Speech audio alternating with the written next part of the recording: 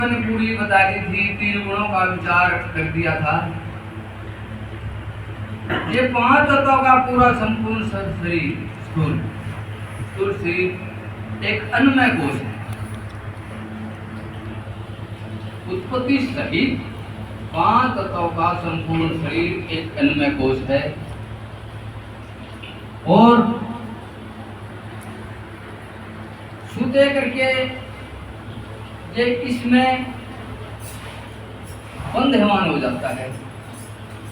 ये नहीं कहता भाई मैं तो 5 तत्व सदूर शरीर हूँ, सदूर में ही बंधमान हो जाता है, लेकिन अपना ये सौ चेतन शरीर है, ये अपने आप को भूल के, अपने वास्तविक स्वरूप को भूल के और अन्नमय कोश में बंधमान हो जाता है।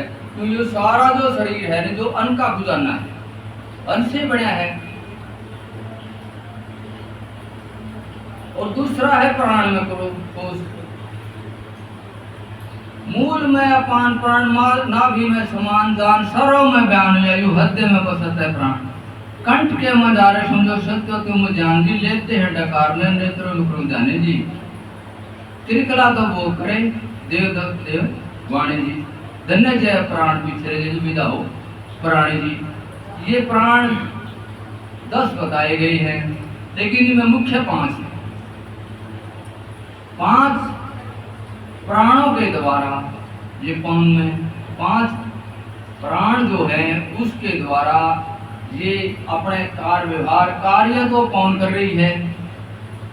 जैसे मूल के अंदर अपान प्राण है, अपान वायु है, इसका कार्य क्या है?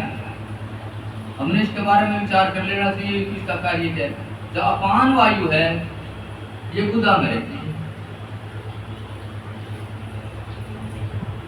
और जो हम खाना खाते हैं ताकतवर रस शरीर ग्रहण कर लेता है इसका, बाकी बचा हुआ पदार्थ को परित्याग करने का काम ये अपान वायु करती है। इसी प्रकार से ये 500 वायु अपना अपना कार्य करती है। नाभि में समानता, इसका सम्मान इसलिए पड़ा ये हमारे शरीर की समानता में है, आधा ऊपर है आधा नीचे रह गया। हमारे का नाम सम्मान इसलिए रख दिया गया। ये पाचक क्रिया में सहायक होती है, अंतर पचाने की क्रिया में सहायक होती है। थोड़ा थोड़ा ले लेते हैं। सर्व में बयान वायु, बयान वायु का काम ये सर्व पूरा शरीर के रोम रोम में रची हुई है। ये कोमलता जो हमारे जो चमड़ी है त्वचा बोलते हैं इसको मुलायम रखने का काम करती है और शरीर को सुंदरता प्रदान करती है।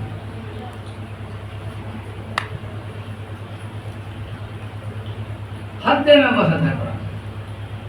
हमारे जो हृदय में है प्राण, किसी ने संतों ने नाम का धार भी लिया है। अगर इसका संबंध युक्ति के साथ जुड़ जाए तो जीव का कल्याण हो जाता है और ये इसके अंदर खून की सफाई का काम करता है। प्राण वायु जो है हृदय के अंदर नाड़ियों से गंदा खून हृदय तक लाती है और साफ खून को छोटी छोटी नाड़ियों में घुसा देती है। और उद्यान वायु कंठ कमल में रहती है। कंठ कमल में इसका कार्य क्या है? ये जैसे प्राणवायु का कार्य करते हैं, जैसे पूरक कुंभ अग्रेचक वगैरह कार्य करते हैं, जाते हैं हम, ये इसका कार्य ये है। और ये विकारी रोग होने पर ब्लड प्रेशर आदि बीमारी हो जाती है। ये 5 वायु मुख्य हैं और लेकिन ये कार्य तो कौन कर रही है? और ये अपने में बाध्य बनता है कि भाई ये तो मैं करिए अभी, लेकिन अपने स्वरूप का ज्ञान के कारण अपने स्वरूप को भूलता है, ये इसमें बंधमान हो जाता है। इसलिए इसको कोष है, इसको प्राण में कोष बन गया। और तीसरा है मन में कोष। मन में कोष क्या है कि 5 कर्म इंद्रियां हैं। मन जैसा कर्म इंद्रियों को कहता है वैसा ही कार्य करती हैं। 5 कर्म इंद्रियां वैसा ही कार्य करती हैं। लेकिन ये तो मन की कर्म गति है। लेकिन अज्ञानी जानता है कि मैं करता हूँ, मैं भोगता हूँ, मैं खाता हूँ, लेकिन कार्य तो इंद्रियां कर रही है, पांच कर्म इंद्रियों द्वारा कार्य हो रहे हैं। तो अन्न में कोष में ना, इसमें मन में कोष में बंदेवान हो जाता है। चौथा कोष है जी विज्ञान में कोष। ये विज्ञान में कोष में 5 ज्ञानेंद्रिय और 6ठी बुद्धि। बुद्धि अपना निर्णायक कार्य है, जो बुद्धि निर्णय देती है अपना निर्णायक कार्य इस 5 ज्ञानेंद्रियों से करवाती है। ये कार्य तो बुद्धि का के इशारे से ज्ञानेंद्रिया कर रही हैं, लेकिन अज्ञानी मानता है कि मैं तो भाई मैं कर रहा हूँ, उसमें बंदेवान हो जाता है विज्ञान में कोष में। और 5वीं है आनंद में कोष में।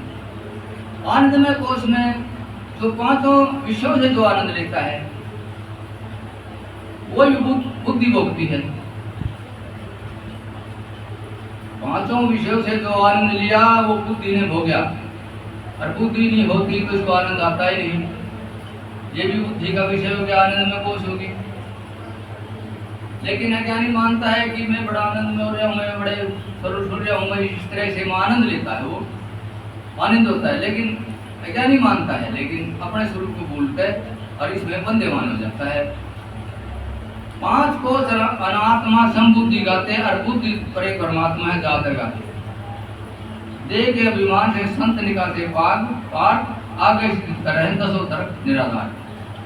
आगे इसको 5 को से आगे संत निकालते हैं, हमारे पाठ संत करते हैं। ये 5 कोष होगी।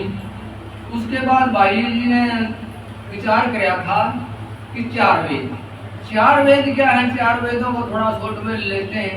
चारों वेदों के 4 अनुबंध हैं।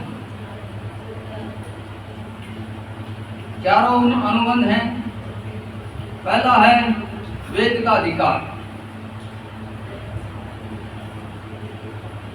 अनुबंध का पहले रहस्य। मनु का मतलब क्या है? रहस्य या राज। अनुबंध के बारे में अगर विचार किया जाए, भाई अनुबंध ना समझ में आवे तो वेदों का क्या रहस्य है? कोई राज छुपा हुआ है उसके अंदर। वो रहस्य राज 4 रहस्य बताएगी इसके। पहला है वेद का अधिकार। वेद का अधिकार क्या है कि हाँ वाकों की आशा को समझना। और वेद का दूसरा है वेद का विषय, जीव ब्रह्म की एकता, ये वेद का विषय है। और तीसरा है वेद का संबंध। वेद का संबंध है परम बोध को जानना। और चौथा है वेद का प्रयोजन। वेद का प्रयोजन क्या है कि संसार के दुखों की निवृत्ति और परम आनंद की प्राप्ति। अब क्या किया जाए भाई? ये 5 ये जो हैं, हम इसको सिद्ध करेंगे तो त्रिगुण रूप सिद्ध कैसे करेंगे? पहले इसको लय कर लेंगे। चारों वेदों को 5 कोष में लय करके दिखा संतों ने।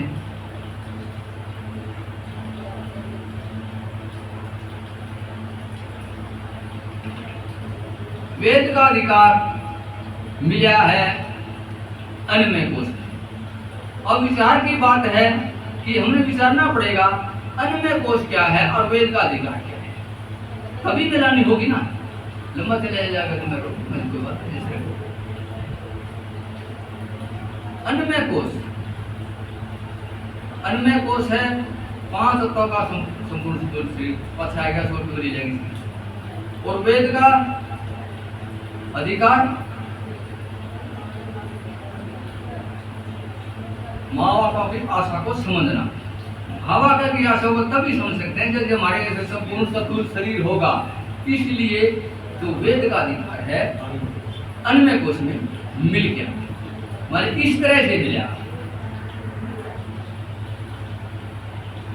और उसके बाद फिर वेद का विषय जीव ब्रह्म की एकता। वेद का विषय जीव ब्रह्म की एकता है। और प्राणमय कोश में सुते ही सोहम शब्द के द्वारा और जीव और ईश्वर की एकता हो रही है। सो नाम ईश्वर का, हंग नाम जीव का, दोनों का एक ब्रह्म सिद्ध हो रहा है। ये सुते ही हो रही है। तो इस प्रकार से वेद का विषय प्राण में कोश में ले जाता है। और वेद का संबंध है ब्रह्म बोध को जानना। ब्रह्म बोध कैसे जाने जाएगा? क्यों? बुद्धि अपना निर्णायक कार्य ज्ञान इंद्रियों के द्वारा करवाती है। ये पांच ज्ञान इंद्रिय और बुद्धि मिलकर उसका कार्य कर देती हैं। तो विज्ञान में कोश में ये लय हो जाती है।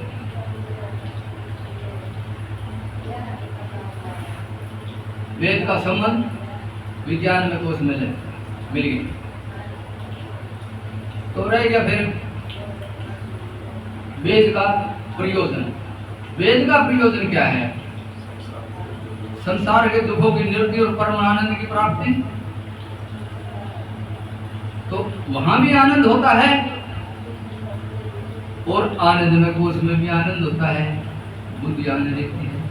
तो इस प्रकार से चारों वेद 5 कोश में लोगे। आगे थोड़ा बोले सदगुरुदेव महाराज की जय हो।